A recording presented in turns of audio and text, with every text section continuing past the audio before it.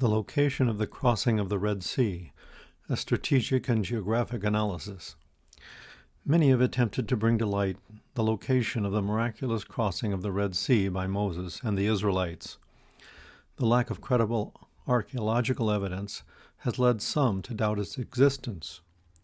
Any illumination of the location must explain not just where, but also why it took place. Moses, at the age of 40, had learned the politics and science of the 18th dynasty Egypt as a member of Pharaoh's household.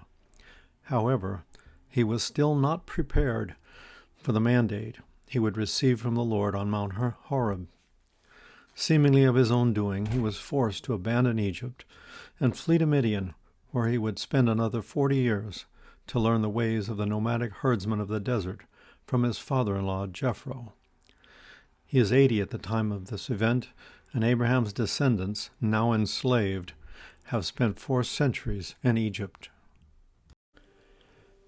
Scripture indicates that the Lord's long-term plan for Israel was to have Moses lead the children of Israel to the land of milk and honey, and so complete his promise to give Canaan to Abraham's descendants.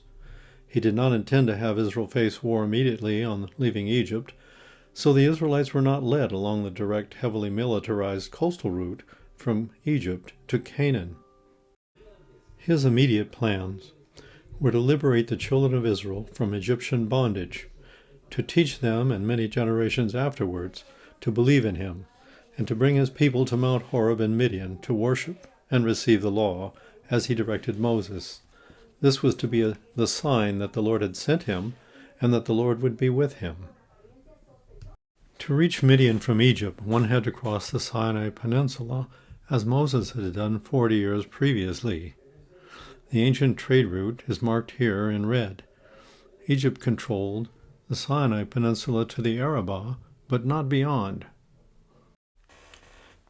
The Aqaba is a long, deep valley, which is a geological fault that separates the Sinai Peninsula from the Arabian Peninsula.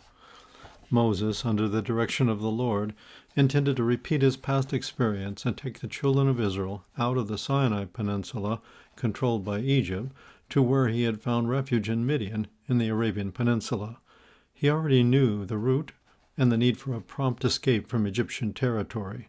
The old trade route from Egypt to Arabia, directly across the Sinai Peninsula, was his only viable option. Moses and Aaron told Pharaoh they would go 3 days into the wilderness to sacrifice to the Lord. Sukkot, the Israelites' first camp, is at the western edge of the Sinai Peninsula. The distance from Ramses, eastward along the trade route from Egypt to the border with Midian on the Gulf of Aqaba, is shorter than the distance Jacob traveled in 10 days from Padan Aram to Gilead with his herds and family to escape from Laban. The book of Judges and Exodus inform us that Israel was led on the Red Sea Wilderness Road to Sukkot, then Etam.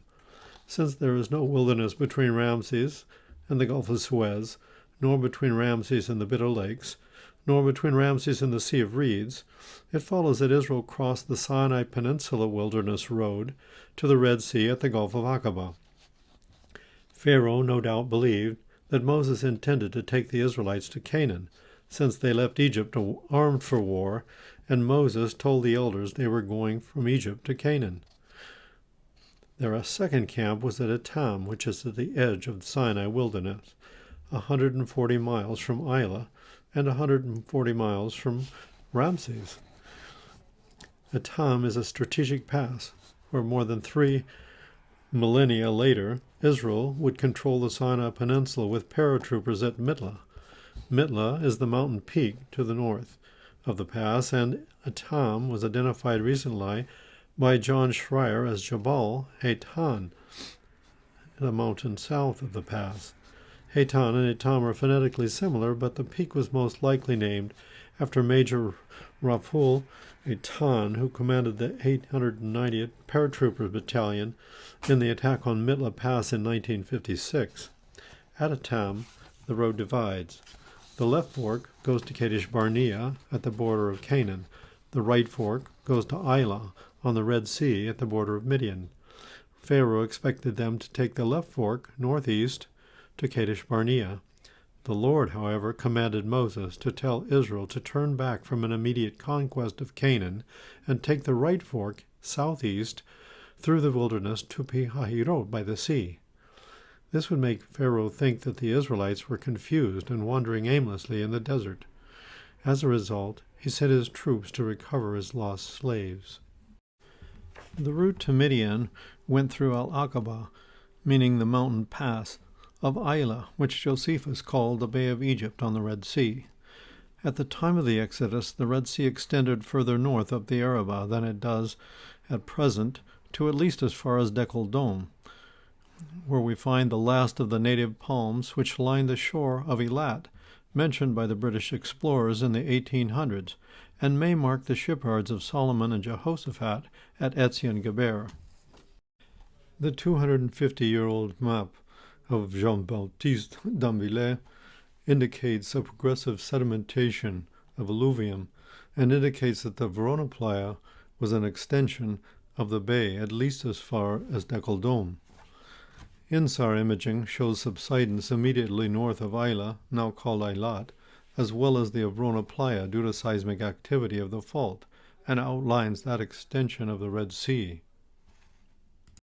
Israel camped on the shore of the Red Sea, which extended further north in the time of Moses.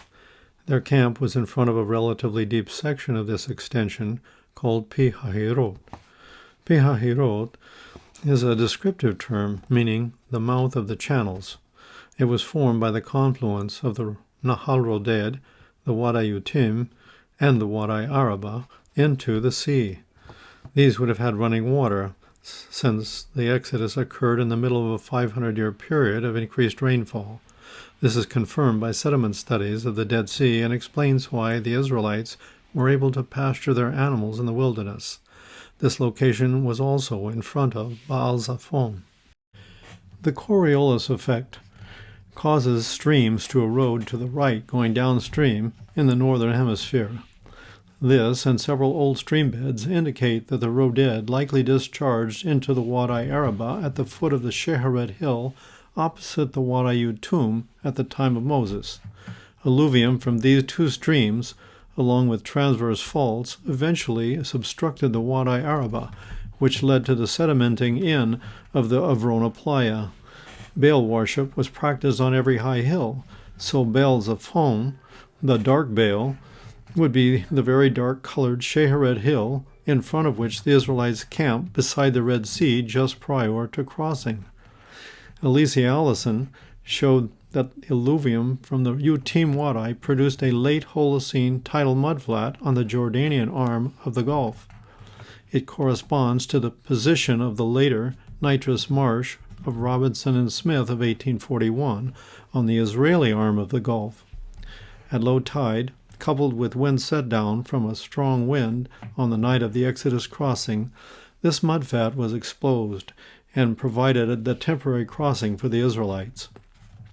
The return of water from set down and the returning tidal bore swept the Egyptian army into the channel just north of Pi-Hahirot after the Israelites had crossed. The Verona Playa extension protected Israel's left flank, and the Gulf protected their right flank from any attempts by the Egyptians to cut off their escape, forcing them to follow Israel. Scripture states that the waters were a wall to them on their right and left. Leaving the Red Sea, Moses entered the wilderness of Shur through the pass at Aqaba. The Sinai Peninsula has, since antiquity, been considered part of Egypt, so Shur, which means the wall, before Egypt, is identified as the high mountain escarpment on the east side of the Arabah. Abraham lived between Kadesh and Shur, and sent his son Midian, a son of Keturah, eastward to the land of Midian away from Isaac. This confirms Shur as the escarpment on the east border of the Arabah and the Gulf of Aqaba as the site of the crossing. Crossing sites further south are ruled out due to the profound depth of the Gulf. Egyptian chariots were made of rawhide and wood, and they, as well as both human and animal remains, do not last long in seawater. It is likely The only artifacts recoverable from the crossing would be Egyptian lunate microlith arrowheads, which were in use at the time. These and any other weapons would be under a substantial amount of subsequent alluvium from the 3 channels, making their recovery most difficult and explaining why the site of the crossing has not been archaeologically identified. In summary, we have figuratively placed the X that marks the spot of the location of the crossing of the Red Sea, and hope that the solution to the mystery of where Moses led Israel across the miraculously parted Red Sea is sufficiently supported to reassure the faithful and to stimulate archaeological exploration for the less so. Our references are The Miracles of Exodus by Sir Colin Humphreys.